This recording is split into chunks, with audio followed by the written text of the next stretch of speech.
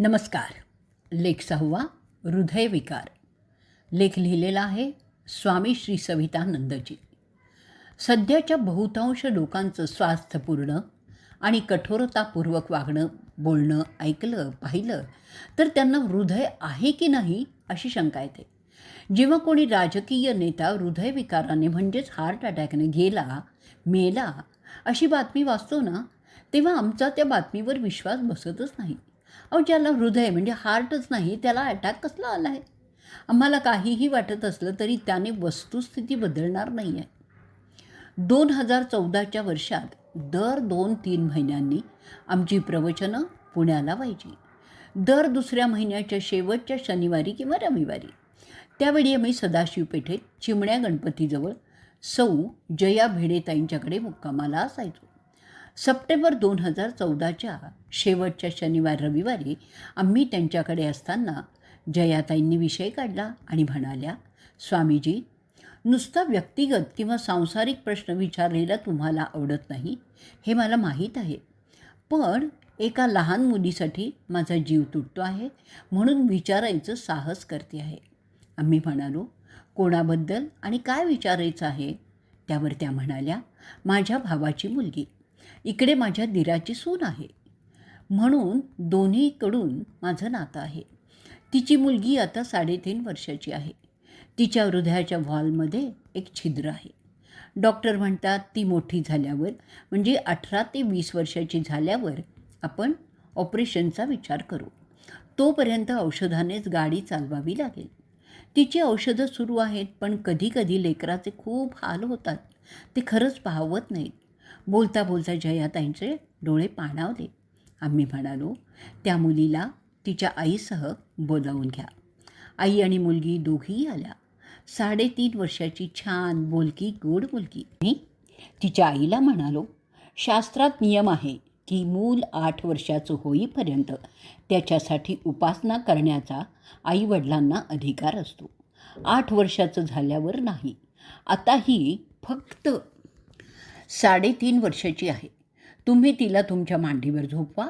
तुमच्या उजव्या हाताचा पंजा तिच्या छातीवर ठेवा, डाव्या बाजूला जिथे हृदयाची जागा आहे त्यावर ठेवा आणि स्पष्ट आवाजात मुलीच्या कानात तुमचे शब्द जातील अशा स्वरात आदित्य हृदय स्तोत्र म्हणा.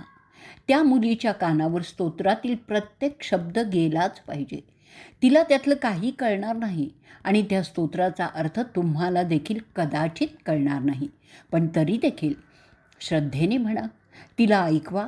त्यानंतर 2 महिन्यांनी म्हणजे नोव्हेंबर 2014ला आम्ही पुण्याला गेलो. त्या बाईंचा फोन आला आणि म्हणाल्या, स्वामीजी, चमत्कार झाला. कालच आम्ही डॉक्टरांच्याकडे जाऊन आलो. आधी 6 mmचं छिद्र होतं, ते आता 4 mmचं झालेलं आहे. डॉक्टरांना पण आश्चर्यच वाटलं आहे.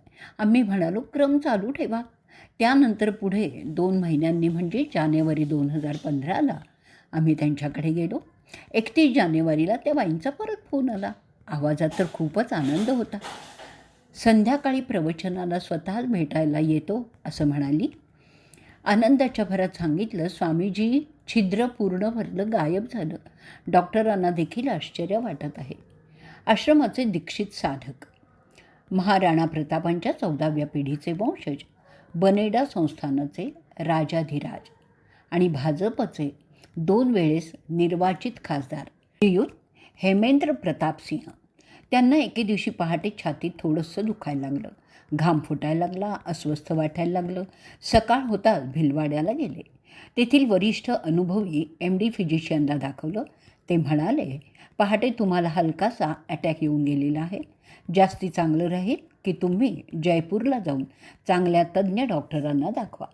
त्याप्रमाणे जयपूरला जाऊन त्यांनी दाखवलं. त्यांनी निदान केलं की पहाटे तुम्हाला हलका अटॅक येऊन गेला हे खरं आहे, पण त्यांनी तुमच्या हृदयाच्या व्हॉल्ववरती परिणाम झाला असून तिथे लिकेज आहे. ही फार गंभीर गोष्ट आहे. तत्काळ ऑपरेशन करून घ्या. स्टेंट पण बसवावा लागेल. जयपूरहून आम्हाला राणीसाहेबांचा म्हणजे आमची दीक्षित कन्या भवानी बेटीचा फोन आला. आम्ही म्हणालो, ऑपरेशन करण्याची घाई करू नका. स्टेंट बसवायची आहे, पण आत्ता एवढ्यात गरज नाही. 15 दिवसांसाठी औषध मागून घ्या आणि सांगा 15 दिवसानंतर पुन्हा तपासणी करू. त्यावेळी ठरवू.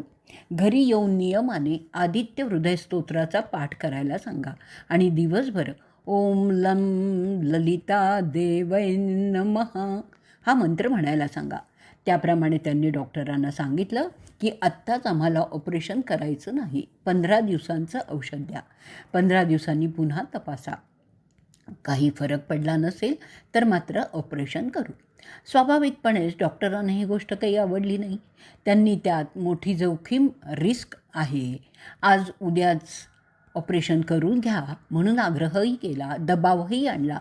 पण शेवटी यांचा आग्रह बघून अनमनाने 15 दिवसांची औषधं दिली आणि म्हणाले, डॉक्टर म्हणून मी माझ्याकडून योग्य तो सल्ला दिला आहे, आता पुढचं तुम्ही तुमच्या जबाबदारीवर बघा.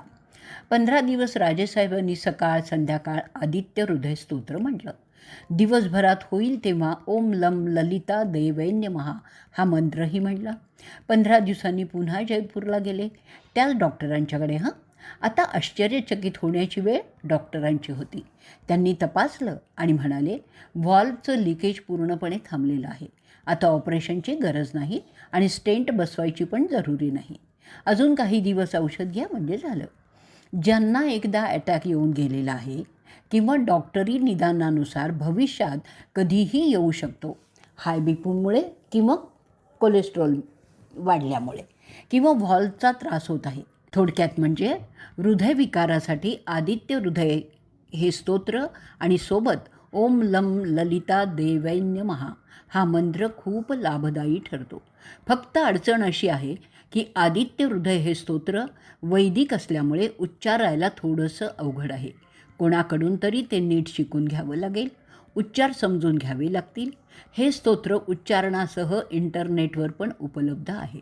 तरी देखील ज्यांना त्यांचे उच्चार नीट करता येत नसतील त्यांनी त्याचा पर्याय म्हणून सकाळ संध्याकाळ रिकाम्या पोटी ललिता सहस्त्रनाम म्हणावं. ललिता सहस्त्रनाम म्हणायला सोपं आहे, परिणाम सारखाच मिळणार आहे, फक्त थोडा दीर्घ कालावधी लागेल. इथेच आपण आजचा लेख संपवणार आहोत.